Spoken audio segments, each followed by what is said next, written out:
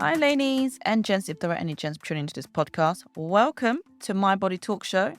I am your host, Cilia Lee. I'm also the founder of My Body.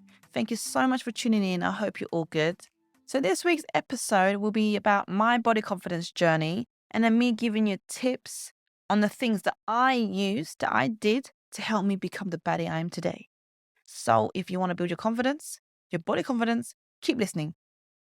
So I want to talk about my body confidence journey.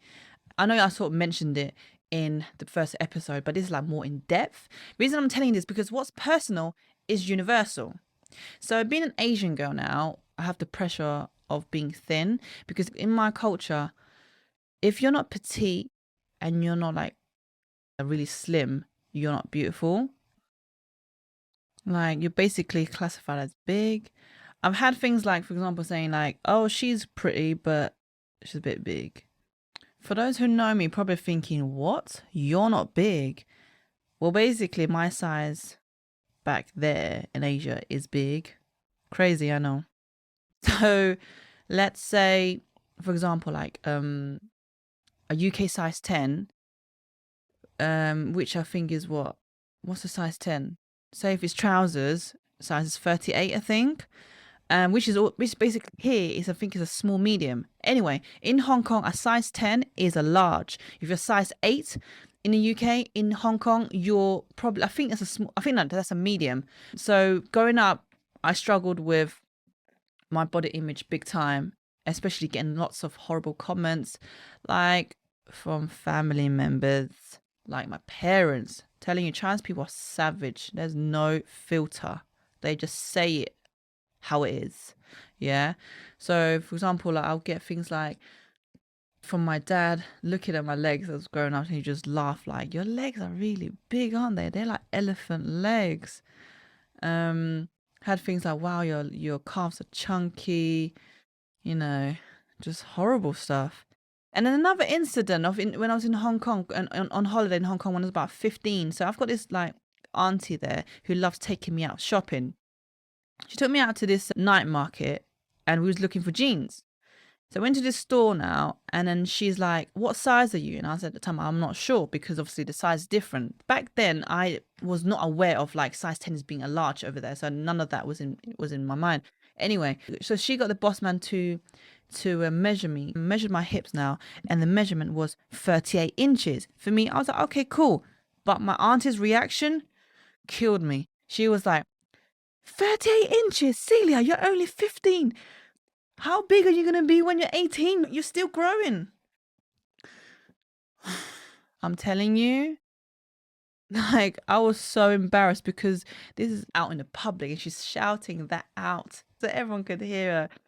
I was just embarrassed. Anyway, now that's not even it. Now, the boss man now was like, you from the overseas? I'm like, yeah. Yeah, that makes sense because girls from overseas are usually bigger in size, whatever that means. Anyway, and then he went to get my jeans. Now, my jeans was not even put out on display because there was not many people my size. So he had to go to like underneath the table for larger sizes, and it was still packed up. Yeah, and then afterwards we walked to the next market store, again looking at jeans. And then she was like to the woman, yeah, can you get a size large for her? Because she's quite big down there. I was like, nah, I'm not going out with this woman again. Well, I'm not going out shopping with her again. She just violated me. Oh, my days. But anyway, I'm laughing about it now because I do think it's funny. But back then, obviously, it was hurtful and it was embarrassing. Anyway, now because of all those incidents, all those kind of comments and things like that, I hated my legs. I never showed my legs. Like I'm talking about between 15 to 18. My legs has never seen the light in those years. It's never seen the light. And even I'm talking about when it was hot, like summertime, I'll still be wearing jeans. I would only wear jeans. I wouldn't wear shorts. I wouldn't wear skirt. I wouldn't even wear a long skirt or maxi dress that goes down to my ankle. Nothing like that. Just jeans. And what's worse, I would only wear black jeans because black makes you look slimmer. So even if it was like hot and humid in Hong Kong, I would still wear black jeans. So yeah. And then So I've got a pear shape. Basically, I've had a really skinny upper body. And then there's another thing now. I used to get comments, especially from my mum. Sorry, mum. Like, my mum's a lovely person. I love her to bits, but it's just a culture in it. But anyway, she was like to me, oh, you'd be more beautiful if you had bigger boobs. Yeah. Things like that. So you can imagine how fucked up that is when you're growing up, especially in your teens, and you get these kind of comments about your body. But anyway, so that's just a bit of background why I was struggling with my body image. So how did that all change, and how did I become so confident in my own body and be at peace with my body? So, don't know if you remember American Next Top Model. If you don't know the show, then you're too young. I don't think it's on anymore. But anyway, American Next Top Model, I used to love that show. I used to binge watch it. It held me. Tyra Banks was my idol. And I used to love it when she said beauty comes in all sizes and shapes and color. And another one was embrace your flaws. That stuck to me. Embrace your flaws, because I used to count all the stuff I hated about myself physically. I just couldn't find anything I liked about myself. And when she said that, embrace your flaws, I was like, oh shit, then. Yeah, maybe I should start embracing my flaws. And one time I was staying over, had a sleepover at my friend's house. I was wearing like a long t-shirt to bed. And in the morning I woke up and her mum came to the room and I was like to me, oh, Celia, you got lovely legs. And I was like, what? My thunder thigh legs? You find them lovely? And then I looked at them and I was thinking, actually, you know what? I do have quite nice legs, actually. She's right. So that helped a little bit of that. And imagine this now. My legs is like my favorite part of my body. And for those who know me, I love wearing batter riders in the summer. Always flaunting my legs. I was in a relationship for 9 years. When I left that relationship, the glow up was real. I was on fire. Like, you can dress sexy, but you might not necessarily feel sexy or be comfortable being sexy and looking sexy, if that makes sense. There's some women out there find sexy being awkward. For example, like when they're trying to act sexy, it's almost like it's funny, you know?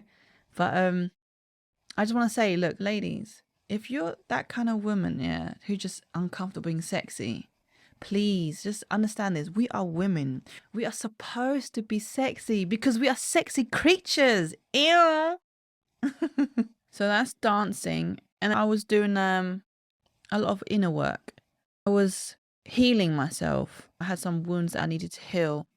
Got into discovering my spiritual journey. The thing is, I was spiritual before, but this was on different levels. This is like talking about 2 years ago during lockdown. It really forced me to be still and tap into my divine feminine energy and go within. So yeah, definitely. Actually, you know what? I would say spirituality actually played a big part in terms of mindset and being at peace with my body.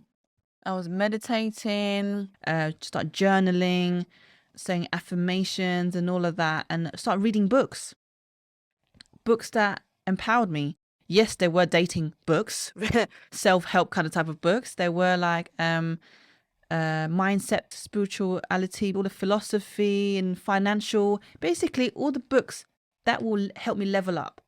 So yeah, so that's my body confidence journey, and which is where I am now, walking around like a baddie. But you know, body confidence is a journey, of course. Like, you know, it's not something that happens like in a month or overnight, 3 months or even 6 months. It takes time. You're forever growing, you know, healing journey. You're forever healing. But obviously you're just at a better place right now. You're a better version now. So ladies, if you're struggling with body confidence and you want to develop it, I mean, who doesn't want to gain body confidence or confidence in general? So these are the stuff that I would recommend. These are the stuff that I did as well. Yeah. So dance classes. It doesn't have to be heels dance, you know. I mean, it would help. And there's like pole dancing. Pole dancing is actually so good for you because it's actually fitness. You tone up your body, tone up. In fact, I haven't done it myself. I've been wanting to do it, but I still haven't gone around to doing it. It tone ups your whole body, works your strength, your core strength, your upper body strength, and all of that. It is so good for you. Some of you might be thinking, oh, I'm not strong, I can't do it. That's why you start doing it. You go to build your strength, right? And second of all, you might be thinking, oh, but babes won't let me do it. Ladies, let me tell you something here. If your man's telling you not to do pole dancing because what they associate it with, what, like being slutty, they have insecurity problems. Yeah, that's their insecurities. Don't allow them to do that to you. If you want to do pole dancing, go do it. I'm telling you, dancing, pole dancing, whether it's heels or whatever, it allow you to release your inner baddie. It will help you with body confidence. And then there's like salsa, bachata, kizumba. Oh my goodness, I love those. I love going to. Every time I go, I always walk out that place full of dopamine. Full of dopamine. Also, dancing is creative. So when you're being creative, you're in your feminine energy. So you're expressing yourself. So we women, we carry a lot of energy in our hips. So we got to express and release the energy, express ourselves through our hips. And to do that, you got to move your hips, shake them like hips don't lie. You know, that's dancing. And another one, like I said, what I did before was inner work. So for you to not have body confidence, like you have issues with your body, is because some sort of trauma. Doesn't have to be big, it can be a small trauma. You need to heal.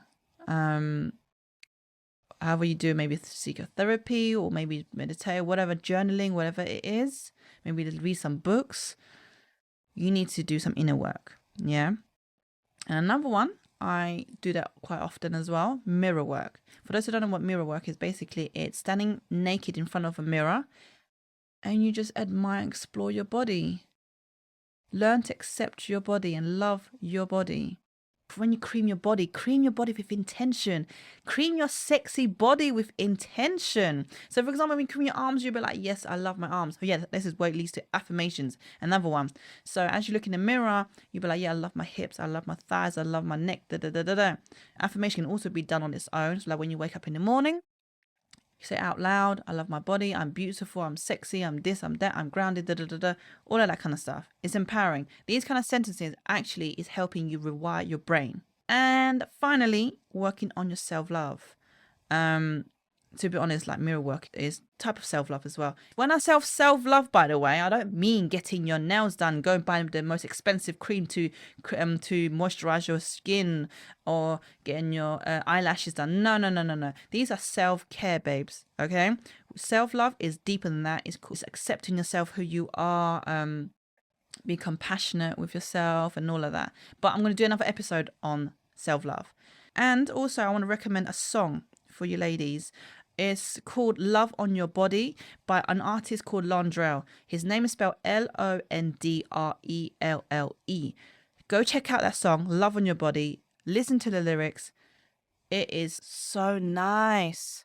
Like, makes you fall in love with yourself. I'm telling you, sometimes when I cream my sexy body, I listen to that song and I'm just loving my body, showing that love to my body. So ladies, that's it for today. Thank you so much for listening. I hope you enjoyed it and I'll speak to you next time. Love you.